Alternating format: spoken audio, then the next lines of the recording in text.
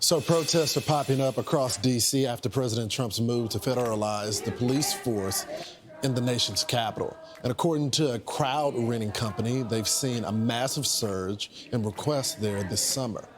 Crowds On Demand CEO Adam Swart says paid protesters' requests are up 400% compared to the same period last year. Adam joins us right now. Adam Swart, thanks so much for joining the program. Lawrence, it's a pleasure to be with you this morning. Well, it's great to have you. I'm really intrigued with your business model. So, for example, how much are you paying these protesters in Washington, D.C.? Well, when protesters, we don't comment on specific protests, but generally the range can be from the low hundreds, the low 100s, into a few hundred. It really depends on the location, the duration, and any challenges that, for example, cold weather or early morning. You guys at Fox and Friends know all about getting up early in the morning. We tend to pay people more in that. Obviously, everything Crowds On Demand does is peaceful and law-abiding protests. There's a lot of misinformation online about that. We are peaceful protesters, respectful protesters, focused on persuasion. So when it comes to the protests, is it per protest? Is it per hour, the finances that you're giving to them? So, for example, how much does your average protester make per hour? So it really depends on a per protest basis, right? So generally our protests, a typical protest will last 3 hours, sometimes a full day. So that really depends. It's hard to give you a specific figure. For example, it also depends. If you're organizing a conservative demonstration in Williamsburg, Brooklyn, that would be a higher pay rate, or a left-wing demonstration in rural Mississippi, that would be a higher pay rate, because finding and identifying those people is harder, and that might be a more tense environment in those particular locations, as you would imagine. Yeah, but I know you guys have this is a business. It's not so much, from my understanding, about the activism of these organizations or the causes. So I'm sure you have an average that you pay left-wing people based on the causes there. But I'm curious, when you identify these people, do they genuinely share these beliefs, or are they just out for a paycheck?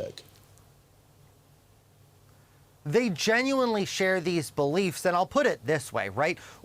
I'm asking your listeners, your viewers right now, if you got paid a couple $100s, probably mostly your viewers lean conservative, would you guys go to a BLM protest for a couple $100s? I bet most of your viewers are shouting into their TV screens, no, I would not do that, right? So whether it's conservative, there's a lot of misinformation that we only work for the left. We work for the left and the right, but always on the side of common sense, and generally on the side of the underdog. So a lot of conservatives use our service because a lot of times there's a case where hippies with a trust fund are out there protesting, but conservatives are more likely to have jobs and families, so actually they require a little bit more of an incentive to turn out to a demonstration. So we facilitate both conservative and liberal activism, but we always try to take on common sense causes. So Adam, who's doing the hiring, and who hires you more, people on the right or the left? So we tend to be hired by the oppositional party, right? So in the sense of right now, we are getting more requests on the federal level from Democrats, as you would imagine. But for example, in liberal states such as California, we are often brought in by conservatives because we are an outside the box strategy, right? I mean, compensating demonstrators is an outside the box strategy, and we are an inventive kind of firm. So we tend not to be something that is brought in by the establishment. We tend to be an oppositional force that's used for kind of an outside-the-box marketing strategy, or kind of legislative strategy, advocacy strategy. So it really depends on who's in power, Lawrence. Well, I guess the reason why I ask this question is because typically you don't see a lot of conservative protests in general. It just typically is more of the left wing. They always found a way to be the opposition. So what specific organizations are requesting your services? And the reason why I asked you that is the crime problem is a Washington, D.C. area problem. If you're bringing people from other states, do you worry that you're not giving the public an accurate account of what the locals view on the matter? Well, two things. I think number one, Lawrence, the one thing to think about is that we generally don't bus protesters in. We tend to have people who are local, who are constituents, who are genuinely passionate about the issue at hand. But I also think there's a fundamental misinterpretation of what a protest is. I think there are a lot of people who falsely view it as a plebiscite. If there's 300 people on one side of an issue and 50 on the other, people say, oh, well, 6-1, they're in favor. Well, the fact that a protest, it's more like buying an ad on Fox News. What you get through the ad is visibility. If you have a good product, then people are going to buy the product. If you have a bad product, people won't. And I'll give you two examples that illustrate this. The Tea Party I'm short on time.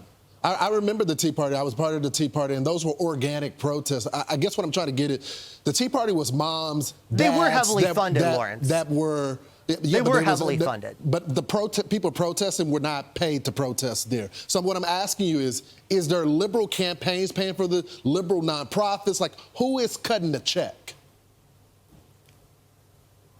Well, the fact is that both conservative and liberal groups pay for demonstrations because it's a good way to advocate for your cause.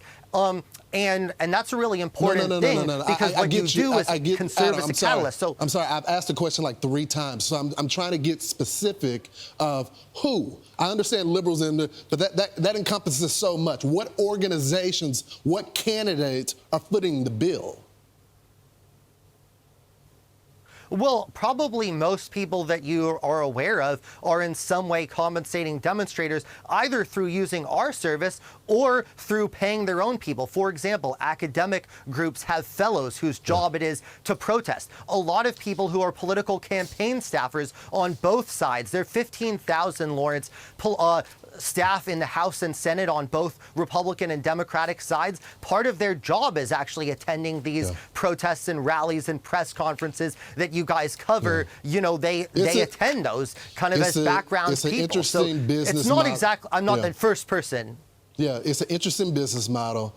We look forward to seeing exactly where the money is coming from, though, because I think when you're affecting public policy, everybody likes organic protests as a part of our democracy. But when you have groups that are funding it and hiding themselves, it's not organic because you're paying them. It's totally different. They're professional paid people. The reality is, Lawrence, people have different incentives for coming out there. There's no such thing as a truly organic protest, Lawrence. Everybody has a reason for being somewhere, whether they're flexing on Instagram, flexing for politics, staffer, or being compensated. So I don't think there is such thing as truly organic. All right, we got to run. Thanks, Adam. Appreciate it. I'm Steve Ducey. I'm Brian Kilmeade. And I'm Ainsley Earhart. And click here to subscribe to the Fox News YouTube page to catch our hottest interviews and most compelling analysis.